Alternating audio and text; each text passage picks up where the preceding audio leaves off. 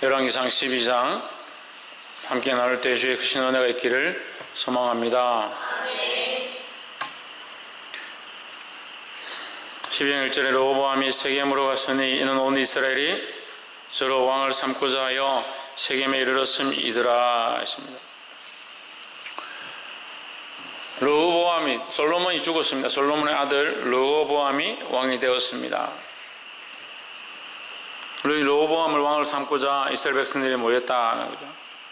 근데 이 르호보암이 왔다는 소식을 듣고 또 솔로몬이 죽었다는 소식을 듣고 여로보암이, 이절에 느밧의 아들 여로보암이 전에 2절 솔로몬 왕의 얼굴을 피하여 애굽으로 도망하여 있었더니 이제 그 소문을 듣고 오히려 애굽에 있는 중에 그 여로보암은 하나님께서 이스라엘의 그 르호보암의 교만, 솔로몬의 교만이죠. 솔로몬의 범죄함, 솔로몬이 하나님 버리고 우상을 숭배함으로 말미암아 이제 이스라엘 나라를 쪼개서 다른 이에게 주겠다 했던 그 말씀이 이루어지도록 하기 위해서 그 북이스라엘에게 여로보암을 왕으로 허락하십니다. 그러니까 여로보암에게 이미 하나님 약속하셨고 그에게 왕으로 그 북이스라엘 주겠다라는 약속이 세워진 바 되었기 때문에 그 말씀이 이루어지는 장면들을 하나님께서 여기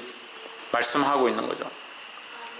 그 르호보암이 왕으로 세워져야 될 때에 그냥 여로보암이 그 반항해서 나라를 세운 것이 아니라 그 과정이 어떠했느냐.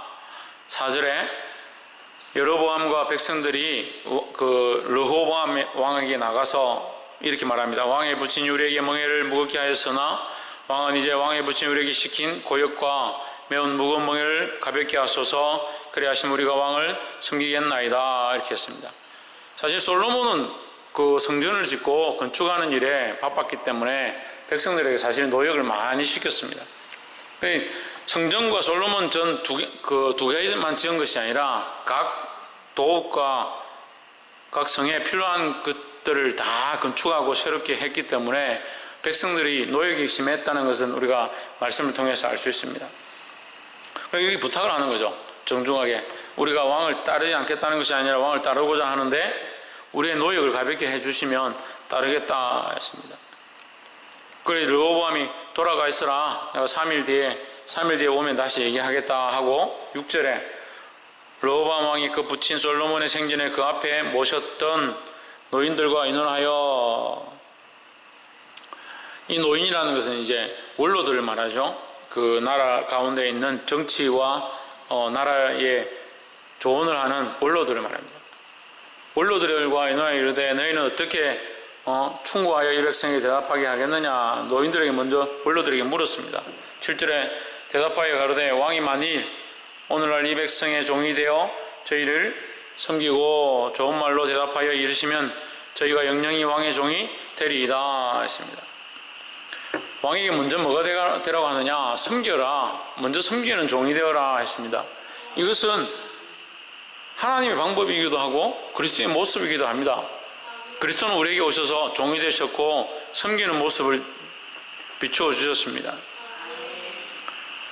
근데 우리는 어떻게 합니까? 섬기는 거, 순종하는 거, 듣는 것들을 싫어합니다. 말씀을 다 듣고 내가 말씀을 전해야지, 내가 전해야 되는구나, 전하기 원하시는구나 이렇게 해도 막상 가서 그 사람들 앞에 섬겨야 되고 낮아져야 되고 내가 이렇게 말하기 곤란하고 입장이 안 좋다, 내가 그 사람하고 대면하는 게 힘들다, 그런 말하지 않습니다. 왜냐하면 자기를 사랑하는 게 너무 강하기 때문에 우리는 그렇게 만들어져 있고 그렇게 살고 있고 그렇게 살아왔기 때문에 그게 안 되는 거예요.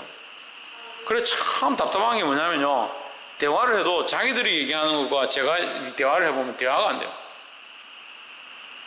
항상 생각과 관점이 어디 있냐면 자기들에게 있는 거예요. 자기들의 입장, 자기들의 생각, 자기들의 상황, 자기들이 옳다라고 말하는 그것들에 있기 때문에 순종하는 게 안 되는 거예요.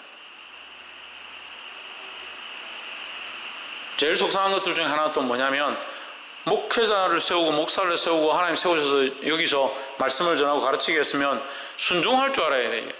근데 우리 성도들이요, 순종을 잘하는 것 같은데 순종하지 않아요.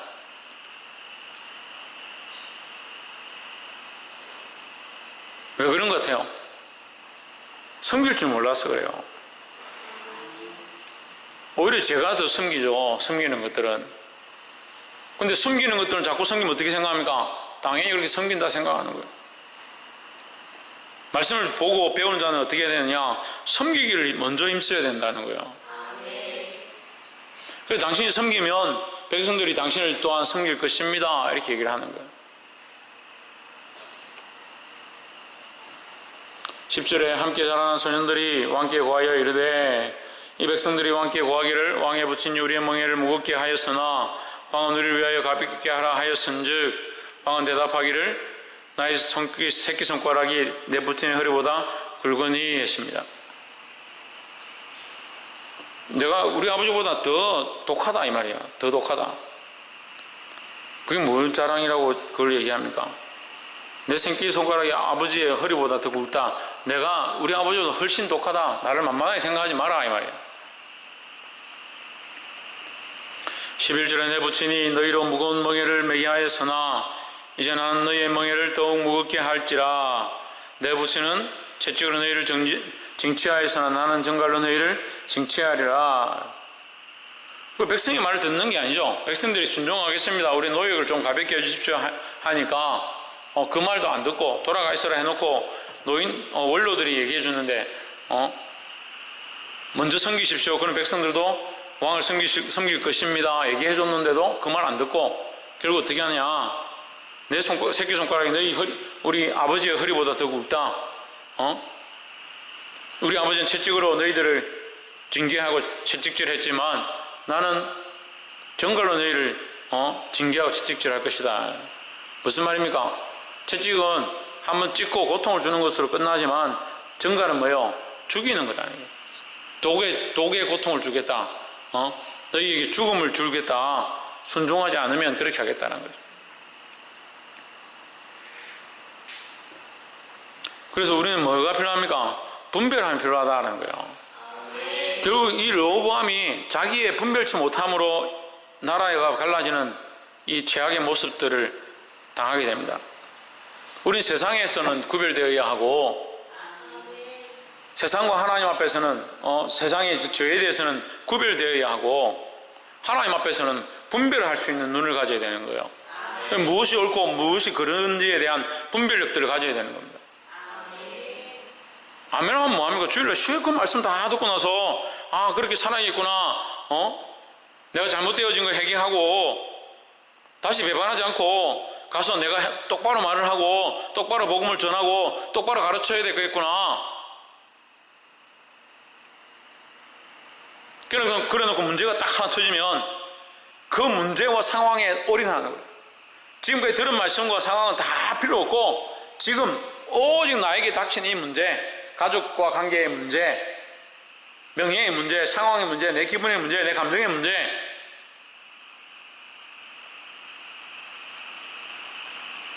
세상과 나는 관계없고가 아니고 주님과 말씀은 관계없고 구속한 나만 보이는 거야. 구속한 내 감정만 보인다. 뭐 하지 않느냐? 그 상황 가운데 뭐 하지 않는다고요? 분별하지 않는 거예요. 분별하지 않는 거예요. 그 상황 가운데 내가 어떻게 똑바로 말하는 것이 옳은지, 내가 이 상황 가운데 어떻게 행동하는 것이 옳은지에 대한 분별하지 않습니다. 그냥 감정대로 사는 거예요. 감정대로.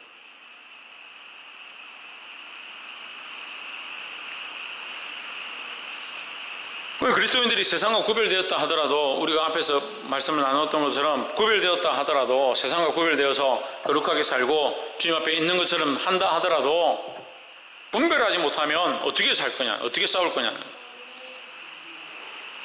분별할 수 있어야 된다니까요. 우리의 모든 상황, 우리 앞에 닥치는 이 일들이 하나님 기쁘시게 하는가, 그렇지 않냐 한가, 하나님 내게 주신 이 말씀을 내가 어떻게 순종해야 될까, 분별해야 되는 거예요. 지난주도 교회 가운데 하나님께서 기름 부으시고 회개 은혜들을 부으셨습니다. 회개했으면 그렇게 해야죠. 돌이켜야 되죠. 회개한 대로 그렇게 살아야 되죠. 새로 결심한 대로 나아가야 될 거 아닙니까?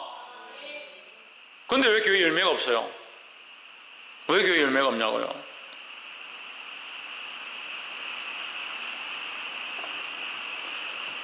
우리 교회 회개가 없어서 문제입니까? 말씀이 부족해서 문제예요? 기도를 안 해서 문제입니까? 그 받은 것들을 분별하고 써야죠. 분별하고 적용해야 되죠. 분별하는 자들이 되기를 주의 이름으로 축복합니다. 두 번째로 21절과 22절. 21절에 르호보암이 예루살렘에 이르러 유다 온 족속과 베냐민 지파를 모으니 택한 용사가 18만이라다. 이스라엘 족속과 싸워 나라를 회복하여 솔로몬의 아들 르호보암에게 돌리려 하더니 했습니다. 이제 전쟁을 하려고 합니다. 왜 전쟁을 하려고 하느냐? 이스라엘 백성들이 여로보암과 함께 뭉쳐서 자기들끼리 살겠다라고 뛰쳐나갔다. 그러니까 르호보암이 그걸 뺏으려고 르호보암이 그걸 뺏으려고 이제 용사들을 모으는 거예요. 그래서 전쟁을 하려고. 22절에 하나님의 말씀이 하나님의 사람 스마야에게 임하여 가라사대. 24절 여호와의 말씀이 너희는 올라가지 말라. 너희 형제 이스라엘과 싸우지 말고 각기 집으로 돌아가라. 어디로 돌아가라? 집으로 돌아가라. 이 일이 누구로 말미암아? 하나님으로 말미암아. 이 르호보암의 이 싸움은 왜 실패했느냐? 하나님으로부터 시작된 싸움이 아니다라는 거죠. 자기를 위한 싸움을 싸우는 거죠. 우리는 이것을 영적으로 적용할 수 있어야 됩니다. 자기를 위한 싸움은요, 철저하게 실패하게 되어 있습니다. 근데 자기를 위한 싸움을 너무 많이 싸우는 거예요. 돈을 벌어도 자기를 위해서 쓰고, 시간을 얻어도 자기를 위해서 쓰고, 삶에 여유가 생겨도 자기를 위해서 쓰고, 먹고 마시는 것들이 눈앞에 생겨도 자기를 위해서 먹고 마시고, 자기에게 말할 수 있는 기회가 주어져도 자기를 위한 말들 하는 거예요.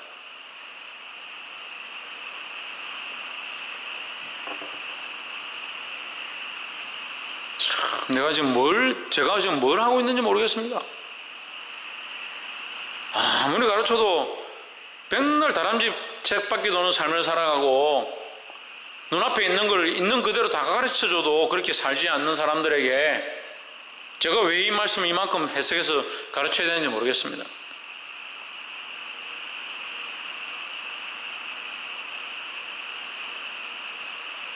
그나마 와 있는 사람들은 좀 낫지요. 와서 기도에 참석하는 사람들은 좀 낫지요.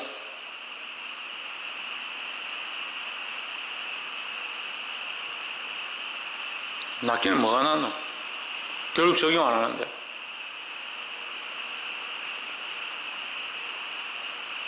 여러분 삶에, 우리 삶에 하나님을 위한 싸움을 얼마나 싸우고 있느냐.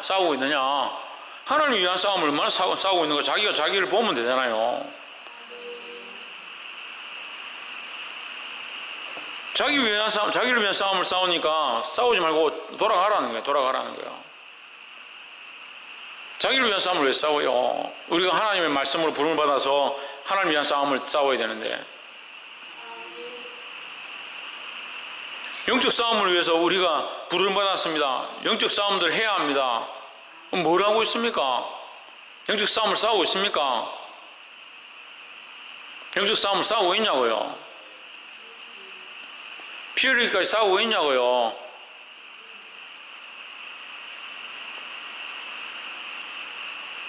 옆에서 한번 보십시오. 영적 싸움을 싸웁시다. 피 흘리기까지 싸웁시다. 하나님 주신 말씀에 순종해서 지금 피 흘리기까지 싸우고 있습니까? 그 말씀 들은 대로 지금 피 흘리기까지 싸우고 있습니까? 그래서 백날 예언을 훈련하고 기도를 훈련하고 방언을 훈련하고 말씀을 훈련하면 뭐합니까? 하나님 내일 우리에게 이런 축복을 주실 거라 다 보여주면 뭐합니까? 안 싸우는데.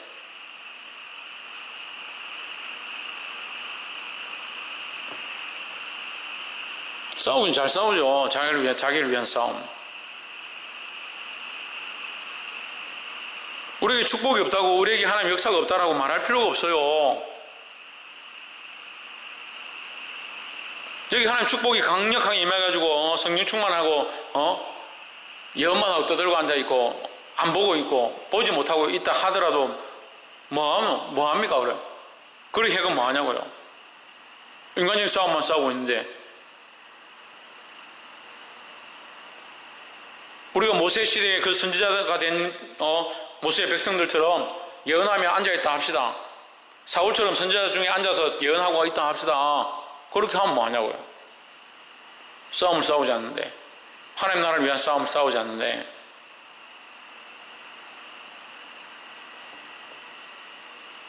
첫 번째는 분별해야 하고, 두 번째는 뭐 해야 된다 했습니까?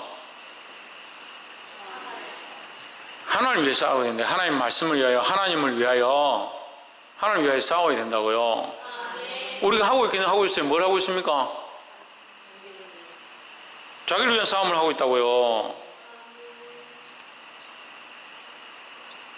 박창준 뭐 하고 있다고? 자신을 위한 싸움을 버려야 되고 하나님을 위한 싸움을 시작해야 될 줄 믿습니다. 마지막으로 31절에 저가 또 산당을 짓고 레위 자손 아닌 보통 백성으로 제사장을 삼고 32절 8월 곧 그달 15일로 절기를 정하여 유다의 절기와 비슷하게 하고 단에 올라가되 베델에서와 같이 행하여 그 만든 송아지에게 제사를 드렸으며 그 지은 산당의 제사장은 베델에서 세웠더라. 33절 저가 자기 마음대로 정한 달 곧 8월 15일로 이스라엘 자손을 위하여 절기로 정하고 베델에 쌓은 단에 올라가서 분향하였더라 했습니다. 하나님을 위한 싸움을 싸우지 않으니까 결국 무슨 싸움이 되냐? 자기 마음대로 정한다. 자기 마음대로. 이건 이제 르호보암에게 말하는 게 아니라 여로보암에 대한 말씀인데요. 르호보암도 남유다의 왕이 되어진 르호보암도 자기를 위한 싸움을 위해서 민족끼리 싸우려고 장수들을 일으켰고, 그게 하나님을 위한 싸움이 아니라 하나님 돌려보내셨죠. 여로보암도 어떻게 하느냐? 예루살렘이 유다에 있으니까, 성전이 유다에 있으니까 이스라엘 백성들이 절기만 되면 거기 제사 지내러 올라가는 거예요. 거기 제사 지내러 올라가니까 갔다가 르호보암 왕에게 가서 경배하고 거기에 기속될까봐 두렵다. 그걸 걱정해가지고 뭘 하느냐? 신을 만드는 거예요. 신을. 여러분 참 무섭지 않습니까? 여로보암에게 그 여로보암이 왕이 될 수 있도록 기회를 주셨고 그에게 약속하신 분이 누구냐? 하나님이 천지를 통해서 그에게 말씀해 주셨죠. 너를 왕으로 세우겠다. 너를 왕으로 세우는데 약속한 게 있습니다. 네가 너의 조상 다윗의 길로 가서 했습니다. 다윗의 길로. 다윗의 길, 하나님을 떠나지 않는 그 마음, 하나님 마음에 합한 그 삶을 살면 너로부터 그 대가 끊어지지 아니하고 이 왕권이 너희 떠나지 않을 것이다. 그렇게 했습니다. 하나님께서 여로보암에게 가르쳐 주신 것은 하나님을 경외하면 왕권이나 그 권력들을 잊어버리지 않을 것이다 하셨는데, 여로보암 뭘 걱정하냐? 하나님을 경외하는 것을 걱정하는 것이 아니고 하나님을 경외하러 쫓아가면 자기의 왕권을 잃어버릴까 봐 걱정하는 거예요.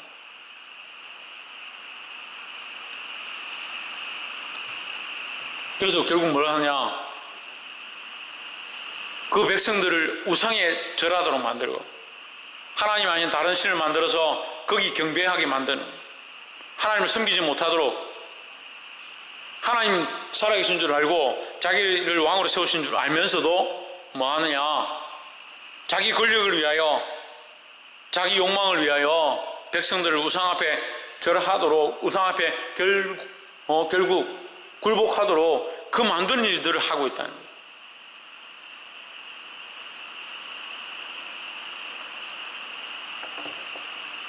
그리고 33절에서 무엇을 말하냐면 한마디도 하나님에 대한 말이 없습니다. 결국 자기 마음대로 자기가 왕이 되고 자기가 하나님이 되어가지고 백성들을 자기 앞에 굴복시키게 만들고 그들을 어디로 끌고 가고 있느냐? 악한 우상의 길로 끌고 가는 거예요.